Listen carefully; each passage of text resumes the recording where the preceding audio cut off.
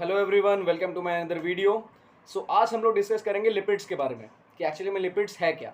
कभी कभी आप लोग सुनते होंगे कि फैट्स, लिपिड्स, कोलेस्ट्रॉल, इन सब चीज़ों को हम लोग इंटरचेंजेबली यूज़ कर लेते हैं डेली लाइफस्टाइल के भाषा में, ठीक है। तो ये एक्चुअली में ऐसा है नहीं, थोड़ा डिफरेंस है, सबके बीच में डिफरेंस है। लिपिड्स, फैट्स, फैटी एसिड्स, ये सब एक्चुअली में है क्या चीज़, ठीक है। तो सबसे पहले जानते हैं लिपिड्स के बारे में, ठीक है। तो लिपिड्स एक्चुअली में क्या है कि बायोकेमिस्ट्री में दो तरीके के मेटाबोलाइट्स होते हैं, primary metabolites and secondary metabolites. तो प्राइमरी मेटाबोलाइट्स के अंदर आते हैं लिपिड्स, फैट्स एंड कार्बोहाइड्रेट्स और न्यूक्लिक एसिड्स, जिसमें डीएनए और आरएनए रहते हैं, ठीक है।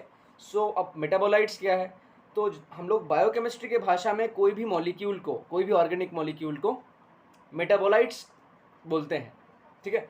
प्राइमरी मेटाबोलाइट्स का एक भाग है, ठीक है, लिपिड्स प्राइमरी मेटाबोलाइट्स के अंतर्गत आता है। अच्छा, अब लिपिड्स है क्या चीज़। तो जनरली क्या होता है कि लिपिड्स दो चीज़ों से बनता है। एक है आपका ग्लिसरॉल और दूसरा है फैटी एसिड्स। तो जब ग्लिसरॉल और फैटी एसिड्स जुड़ता है आपस में तो वो लिपिड बनता है, तो वो लिपिड कहलाता है। तो सपोज आप अज्यूम कीजिए कि एक साइड आपका ग्लिसरॉल का मॉलिक्यूल है और दूसरा साइड आपका फैटी एसिड्स ग्लिसरॉल के साथ जुड़ा हुआ है। अब एक फैटी एसिड भी ग्लिसरॉल के साथ जुड़ सकता है, दो भी जुड़ सकता है या तीन भी जुड़ सकता है, ठीक है। तो एक समय के लिए मान लेते हैं कि ग्लिसरॉल के साथ तीन फैटी एसिड्स जुड़े हुए हैं, ठीक है। इसका डायग्राम कैसा होगा, मैं एक मॉडल तैयार किया हूँ, मतलब ये एक हैंडमेड मॉडल है, आशा करता हूँ आप लोग को समझ में आ रहा होगा। तो एक समय के लिए मान लेते हैं कि ये जो हमारा मैच बॉक्स है ये हमारा ग्लिसरॉल का मॉलिक्यूल है। ये जो व्हाइट कलर का मैच बॉक्स आप लोग देख सकते हैं, ठीक है, ये हमारा ग्लिसरॉल का मॉलिक्यूल है। और ये जो तीन टूथपिक्स मैंने गाड़ा है यहाँ पर, ये तीनों एक एक फैटी एसिड्स के चेन है, ठीक है। ये ग्लिसरॉल के साथ जब फैटी एसिड्स जुड़ेंगे तो ही ये पूरा स्ट्रक्चर एक लिपिड मॉलिक्यूल कहलाएगा। तो अब क्या है, यहाँ पर कितने फैटी एसिड जुड़े हुए हैं, एक दो तीन टूथपिक्स गाड़े हैं मैंने यहाँ पर। तो यहाँ पर एक ग्लिसरॉल के साथ तीन फैटी एसिड जुड़े हुए हैं, तो इस मॉलिक्यूल का नाम होगा ट्राई एसाइल ग्लिसरॉल टैग, ठीक है। तो ये ट्राई एसाइल ग्लिसरॉल हमारे बॉडी में स्टोर्ड फॉर्म ऑफ लिपिड है, जो स्टोर हम लोग के एडिपोज टिश्यूज में स्टोर हो जाता है, ठीक है। अब क्या है, आप देख सकते हैं यहाँ पर पहला फैटी एसिड चेन, दूसरा फैटी एसिड चेन और तीसरा फैटी एसिड चेन, ठीक है। इसमें से अगर एक फैटी एसिड का चेन नहीं रहता, दो फैटी एसिड का चेन रहता तो भी ये लिपिड कहलाता। एक फैटी एसिड का भी चेन हो सकता है, ठीक है। इसके बेसिस पे हम लोग लिपिड को जानते हैं और लिपिड्स के बारे में स्टडी करते हैं। तो आपको अब पता चल गया कि लिपिड में एक्चुअली क्या क्या होता है। लिपिड का बैकबोन रहता है, मेन पार्ट है ग्लिसरॉल का, और उसके साथ फैटी एसिड्स जुड़े हुए रहते हैं, ठीक है। अब डिस्कशन को आगे बढ़ाते हैं। ये जो हमने फैटी एसिड देखा था, सो कॉल्ड टूथपिक, जिसको मैंने यहाँ पर दिखाया था डायग्राम में, ठीक है। ये जो टूथपिक है, ये जो फैटी एसिड का चेन है, इसको मैंने सपोज यहाँ से ऐसे करके निकाला आप लोगों को समझाने के लिए, ठीक है। देखिए अब क्या है कि ये फैटी एसिड जो है ना, ये फैटी एसिड में दो एंड होते हैं, ठीक है। एक आपका लेफ्ट हैंड साइड वाला, एक राइट हैंड साइड वाला। तो एक एंड जो आपका रहेगा वो होगा नॉन पोलर एंड और दूसरा वाला एंड रहेगा पोलर एंड। इसी फैटी एसिड को हम लोग थोड़ा जूम करके देखते हैं, ठीक है। एक समय के लिए मान लेते हैं कि ये फैटी एसिड का वो मॉलिक्यूल है। तो आप लोग देख सक रहे हैं कि एक जो पार्ट है, एक लेफ्ट साइड का पार्ट है और एक राइट साइड का पार्ट है। तो ये वाला जो पार्ट है ये सपोज नॉन पोलर पार्ट होगा और ये वाला पार्ट पोलर पार्ट होगा।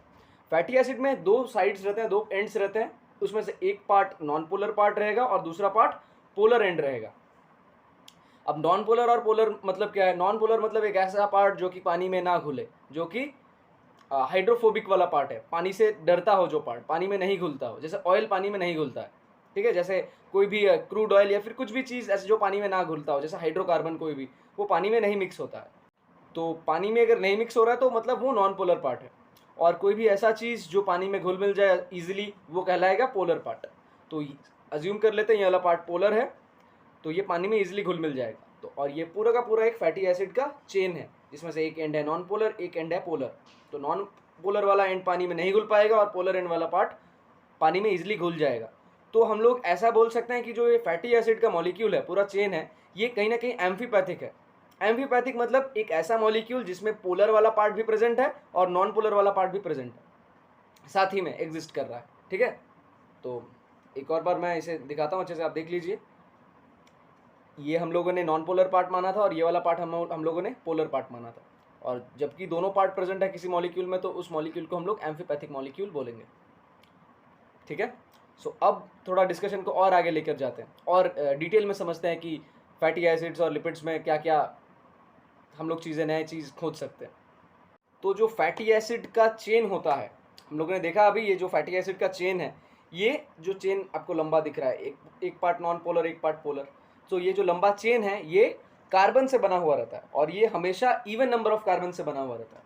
इवन नंबर ऑफ कार्बन मतलब या तो ये 12 कार्बन का चेन होगा, या तो 14 कार्बन का चेन होगा, या तो 16 कार्बन का, या तो 18 कार्बन का, हमेशा इवन होता है।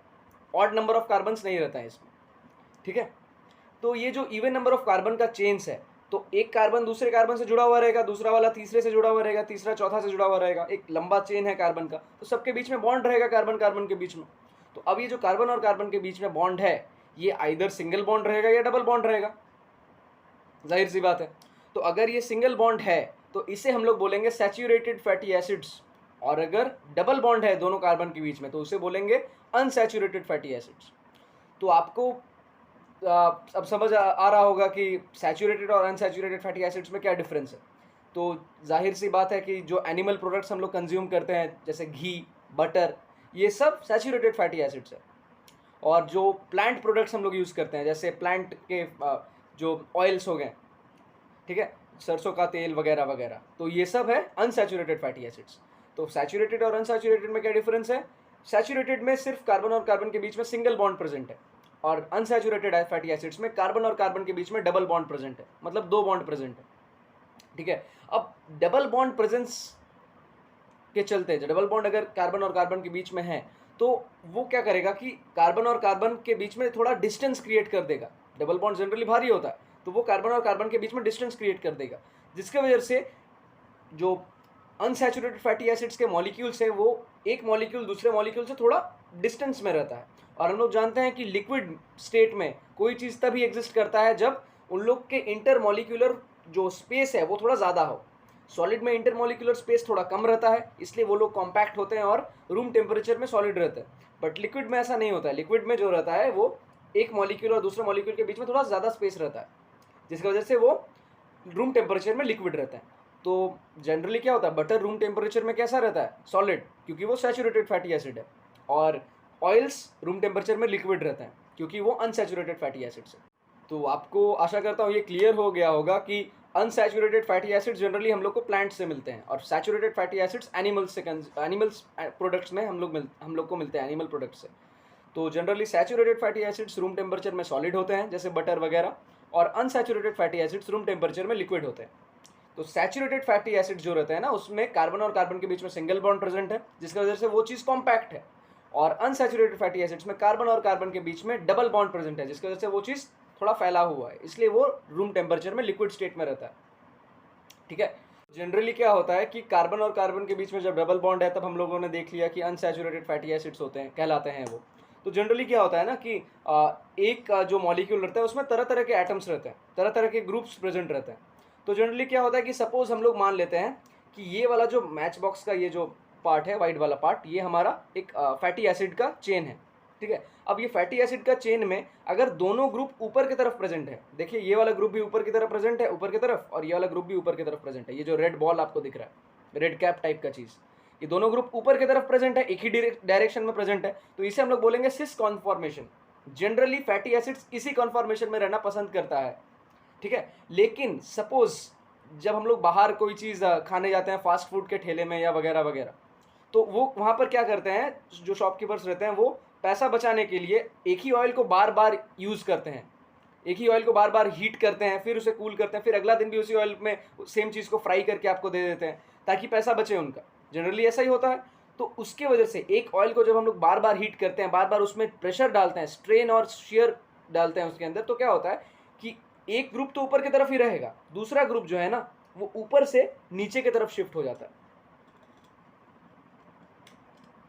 इस तरीके का चीज़ बन जाता है।